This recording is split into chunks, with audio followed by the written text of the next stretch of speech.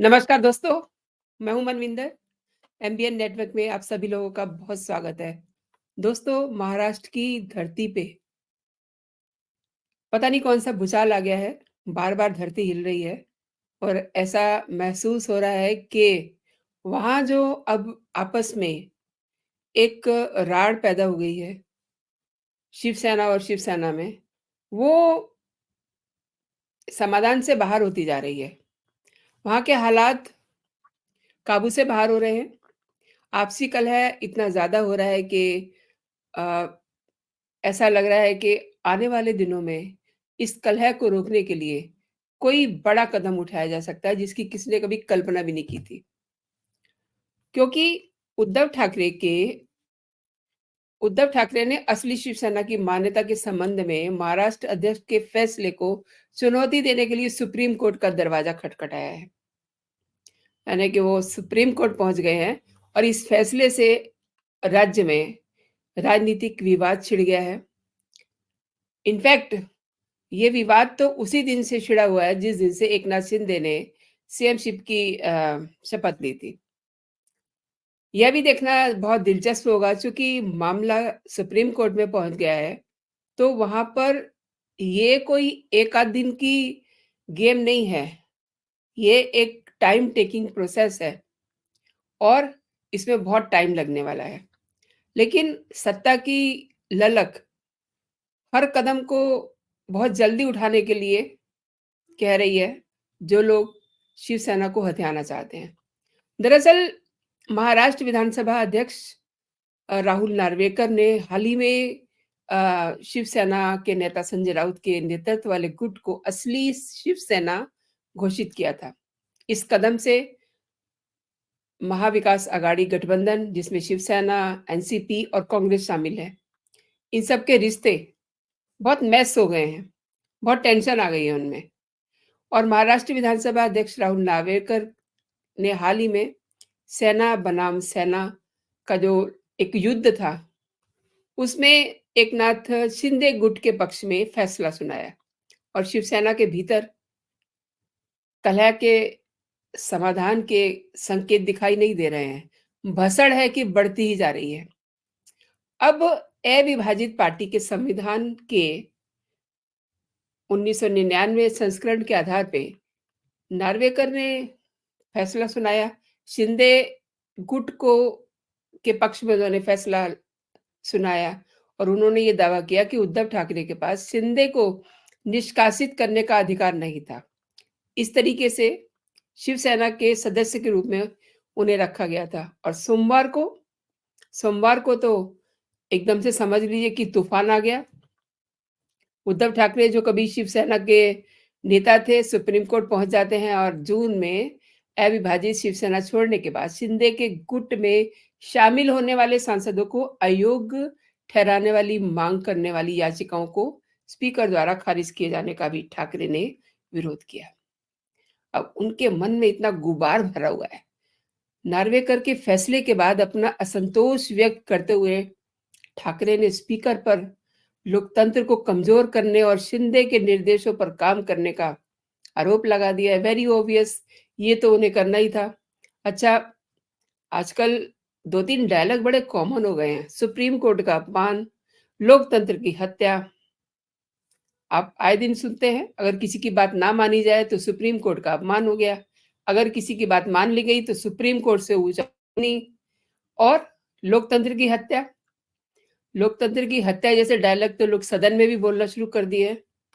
इस तरीके से इस डायलॉग का प्रयोग हो रहा है कि सुन-सुन के जैसे कहते हैं ना कान पक गए हैं।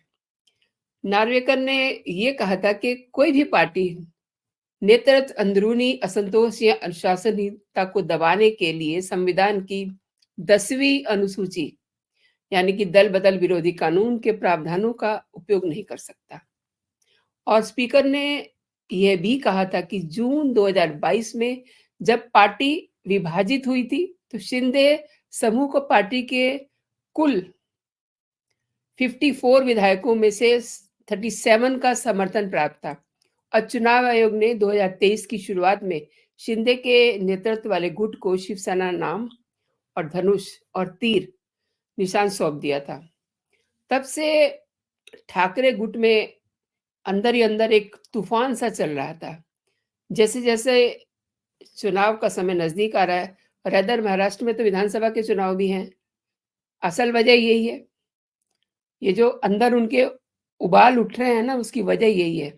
सत्ता से बाहर हैं, सत्ता को किसी भी तरीके से हथियाना चाहते हैं। अब हर काम कानून से होगा, क्योंकि ऊपर कौन बैठा हुआ है? नरेंद्र मोदी। तो हर काम कायदे से होगा, कानून से होगा। सुप्रीम कोर्ट को भी पता है कि हर काम कानून से होगा, कायदे से होगा। लेकिन इन लोगों को समझ नहीं आता। अब आप ये भी देखिए कि आगे चलकर और क्या-क्या होता है। अजीत गुट को भी वैधता जो है मिल सकती है, ये भी संभावना है। ये सब शोर-शराबा सत्ता को पाना नहीं कहते, इसे हथियाना कहते हैं। हथियाने की जो एक चाहत है, उसका नतीजा है। चुनाव आयोग के बाद विधानसभा अध्यक्ष ने इस बात की भी पुष्टि कर दी कि असली शिवसेना एकनाथ शिंदे की ही है, जिसको वो लीड कर रहे हैं। अब कई नेता और कार्यकर्ता जो उद्धव ठाकरे के साथ हैं, शिंदे के साथ जुड़ सकते हैं। इसका फ़ायदा शिंदे को अगले चुनाव में मिलेगा। ये भी थोड़े से डर हैं। ये डर जो है आजकल केवल इन्हीं को नहीं, हर पार्टी को लग रहा है, क्योंकि चुनाव बहुत नज़दीक आ गया है। तो जहाँ जिसको जो अच्छा लगेगा, वहाँ उसको वो गले लगा लेगा। Very simple.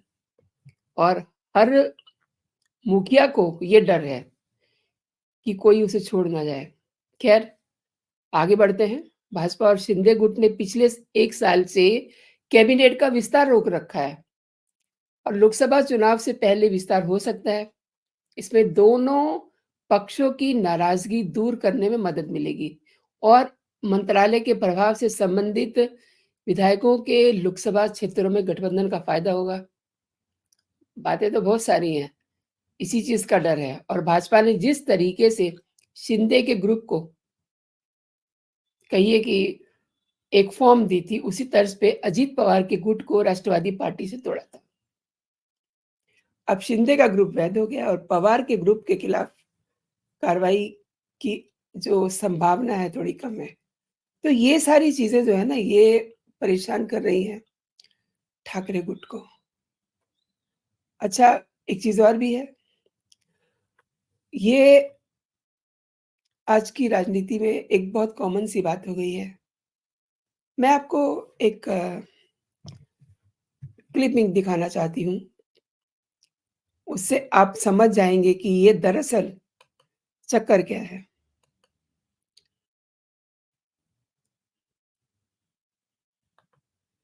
वरिष्ठ पत्रकार प्रमोद जोशी जी से मेरी बात हुई थी इसी शो में। जो ठाकरे जी ने कहा है, ठाकरे जी ने इस फैसला के आने के एक दिन पहले कह दिया था। जब स्पीकर की मुलाकात मुख्यमंत्री से हुई, तो एक दिन पहले मुलाकात हुई थी, तो उन्होंने ये कहा था कि ये तो मैच फिक्सिंग वगैरह है।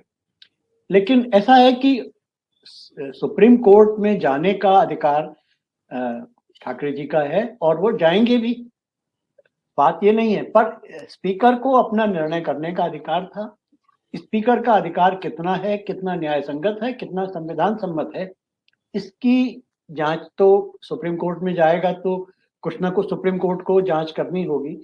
और जो स्पीकर ने कारण बताए हैं या जो अधिक आधार बताए हैं अपने फैसला करने के, देखिए इस फैसले की खासियत यह है कि इसमें किसी को चाहे वो उद्धव ठाकरे का गुट है या जो शिंदे का गुट है, इनमें से किसी की भी सदस्यता को खत्म नहीं किया गया है।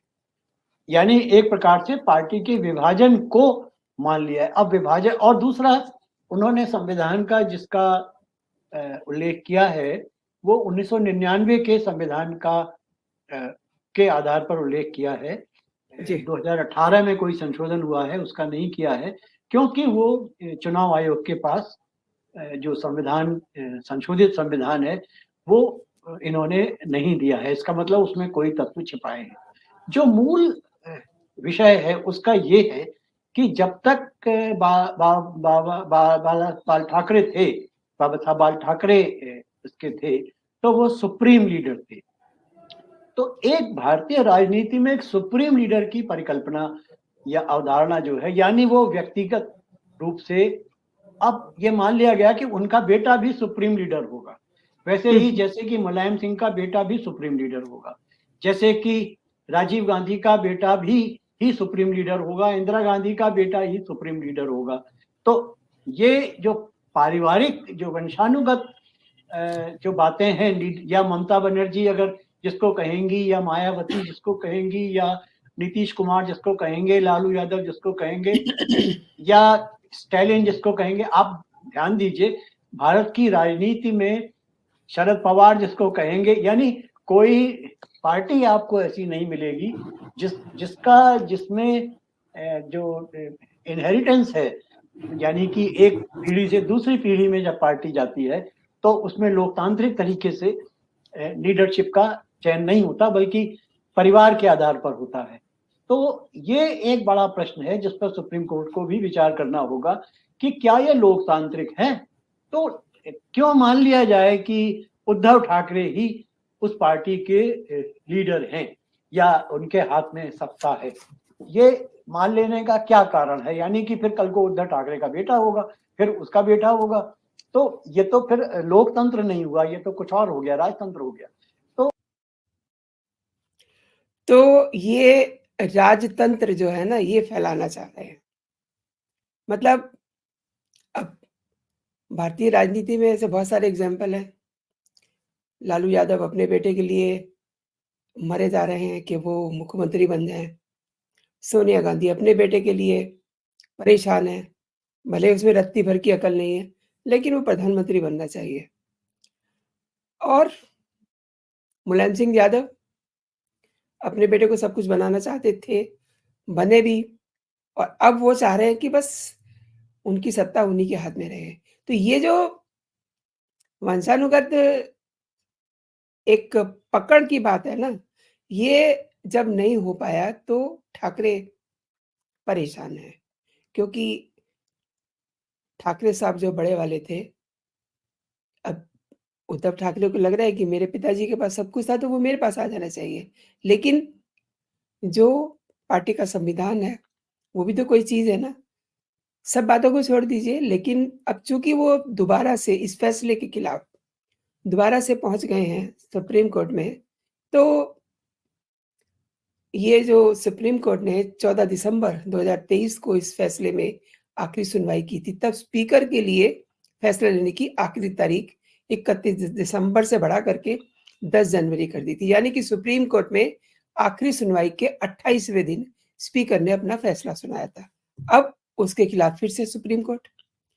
तो ये वही बात है कि ये समझ की बात है। अब ये मामला फिर से सुप्रीम कोर्ट में जाएगा, फिर से वहाँ प्रोसीडिंग शुरू होगी। अभी तो मामला पहुँचा है, तब तक कौन-कौन से चुनाव आ जाएँगे, गॉड नोज़, और तब तक क्या फैसला आता है। कहने का मतलब ये है कि सिस्टम के खिलाफ जाकर के जब चीज़ें होती हैं ना, तो फिर दिमाग में भी परेशानी होती है, और जो आपका एक आसपास का दायरा होता है, उसमें भी परेशानी होती है। जैसे कि इस समय उद्धव ठाकरे परेशान हैं। तो दोस्तों, आपको ये मेरा विश्लेषण कैसा लगा मुझे ज़रूर बताइएगा।